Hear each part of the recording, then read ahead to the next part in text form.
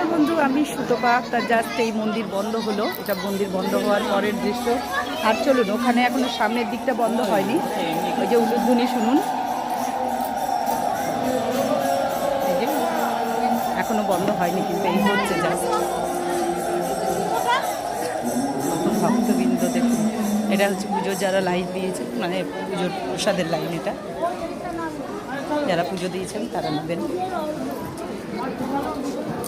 এই যে মন্দির বন্ধ হওয়ার পরের দৃশ্যটা আপনাদেরকে দেখাচ্ছি। এটা হচ্ছে দক্ষিণেশ্বর আদ্যাপীঠ, এই যে সবাই নামছেন দেখুন, এটা হচ্ছে পরের দৃশ্যটা।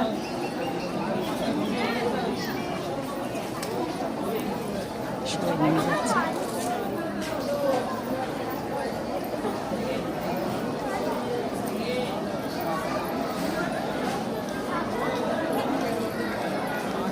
মানুষ আসছেন কত দূর দূর দূরান্ত থেকে, আর অবশ্যই মহামায়ার কাছে আসেন তারা তাদের নিজস্ব মনস্কামনা নিয়ে। মা সবারই মনস্কামনা পূর্ণ করেন। আর আপনারাও অতি অবশ্যই দর্শন করুন মহামায়াকে। এখানে মন ভালো থাকবে, শরীর মন সব কিছু ভালো লাগে মহামায়াকে দর্শন করলে। সব বাড়ির কথা যেন ভুলেই যাওয়া হয়। দেখুন, এই দৃশ্যটা দেখলে মনে হয় না যে বাড়ি যাব, মনে হয় কত মানুষ আছেন, কত মানুষ কত দূর থেকে আসেন।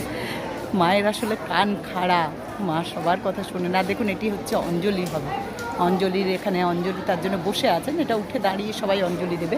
আর আমার আজকে সময় হলো না, এবার বাড়ি যাব, বাজার তো করতেই হবে, আজ রবিবার, তাও দেরি হয়ে গেল। তা যাই হোক, সব মায়ের ইচ্ছা, মাই সব ঠিক করবেন। আর অতি অবশ্যই আপনারাও আদ্যাপীঠে আসুন, দর্শন করুন। আর যদি না আসতে পারেন, আমার চ্যানেলটাকে সাবস্ক্রাইব করুন। সকাল বিকেল আপনারা দেখতে পাবেন এরকম দৃশ্য, আর সকালেও দেখতে পাবেন, বিকেলেও দেখতে পাবেন।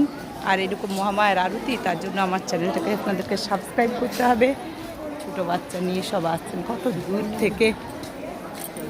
তাই বন্ধুরা, এটাই আমার শেয়ার করার ছিল আপনাদের সাথে, যে কত মানুষ আসেন। দেখুন, কত লোক কত দূর দূরান্ত থেকে আসছেন, কত মনের আশা নিয়ে। মা সবার আশা পূরণ করেন। তাই আপনিও যদি না দেখতে পাচ্ছেন, তাহলে আমার চ্যানেলটাকে সাবস্ক্রাইব করুন অবশ্যই। সঙ্গে